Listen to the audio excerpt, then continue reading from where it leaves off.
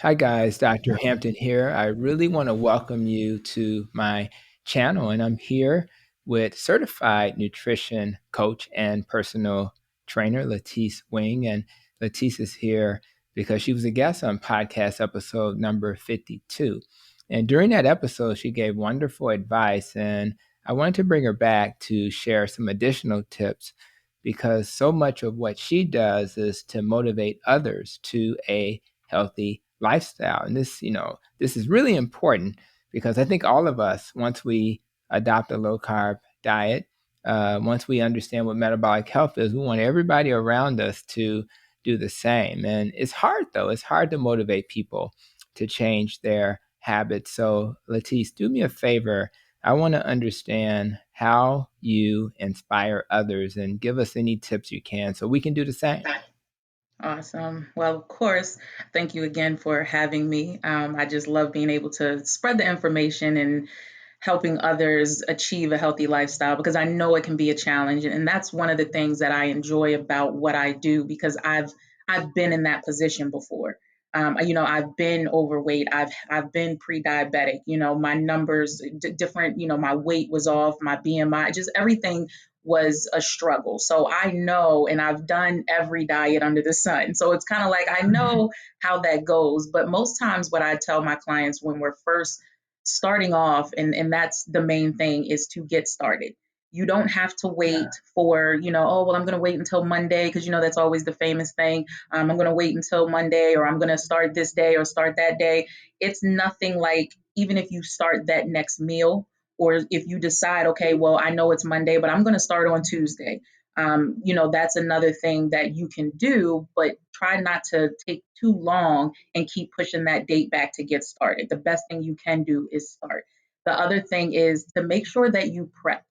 When it comes to trying to live a healthy lifestyle, it's so easy to get caught up in you're busy. We were talking how you're busy, life is happening, everything is going on. And sometimes if you're not prepped and ready, not necessarily saying you have to prep your meals, because I honestly, I don't. But what I do is I will sit down with my children and as a family, we'll say, okay, what kind of ideas do you guys have for dinner this week? So we know when we do the grocery shopping, we have a grocery list that we stick to as well. So having that grocery list and being able to have meals kind of planned out for the week, and that's really what I mean by prep. Now, if you're someone who enjoys cooking and standing there and cooking, a certain amount of meals on Sundays, then that's totally fine too. Me, I'm not really that one, especially cooking for six people. It's a lot. So, we just know kind of what we want. So we'll have the supplies and the ingredients there ready to go for whatever it is that we want. One of the other things I always tell my client is to take your time and write down your goals and write down SMART goals. So you want to have goals that are, when I say, take your time, you want to have SMART goals that are smart as far as, okay, this is, and I can do this in a timely manner, like saying, oh, well, I want to lose 50 pounds in 30 days. We know that's not realistic. So having realistic time set goals. So say, okay, in 30 days, I want to lose 10 pounds because that's something that is realistic that you can do, is losing 10 pounds the healthy way. And you don't want it to come off too fast, because if the weight comes off too fast, 9 times out of 10, it's going to come back quicker and more than what it was before. So I always say, write down your goals so that you're able to see them every day that you wake up. Have a book. Like I have a wellness book that my husband got me, and I sit it next to my bed and I write in it every night and I write in it every morning. Sometimes I forget. So we all go through stuff. So sometimes I forget, but I try to stay focused and say, okay, I'm going to write this down. I'm going to write this down, just stay writing things down to keep those goals in your mind and knowing what you're trying to achieve. And then the last two main things that I always tell my clients is to eat real food. And I know it sounds like eat real food. I mean, come on, but if your food, and this goes into the last tip, which is read your ingredients. No matter what you get, you have to know what you're putting in your body, because I feel like it's getting healthy from the inside out. So if you are not putting the right things in your body, trust me, it's not going to show on the outside. And those ingredient lists, if you're looking at those ingredient lists and you're like, I don't even know what half of this stuff is, nine times out of 10, you shouldn't be putting it in your body. So, every now and again, it's okay if you have a treat because oh, well, I'm just going to have it this one time, then I'm going to move on.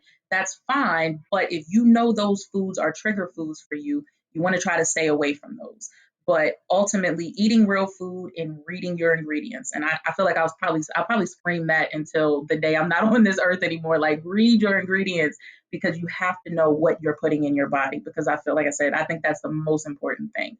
So I think those are a couple of tips. Hopefully that will help somebody just getting started where it's not too overwhelming, but just something to kind of keep in mind as you start on your journey because it's a lifestyle. It's not a journey, or should I say, a diet has an ending point. But when you're living a lifestyle and you're on that journey, there's no destination. You're always trying to get better, trying to do something different, just trying to see what your healthiest version of yourself looks like. I appreciate your comments because they all resonate with me. I actually did a video with Pam Devine with the Low Carb USA, and I had my, just do it Nike shirt on, and Mm-hmm. she had her low carb. They were both red, so we were matching our colors. But at the end of the day, getting started is the key. And I also like this idea of making sure that you prep. And again, when I have I have two kids. I don't have four like yourself, but yeah, you gotta get them involved.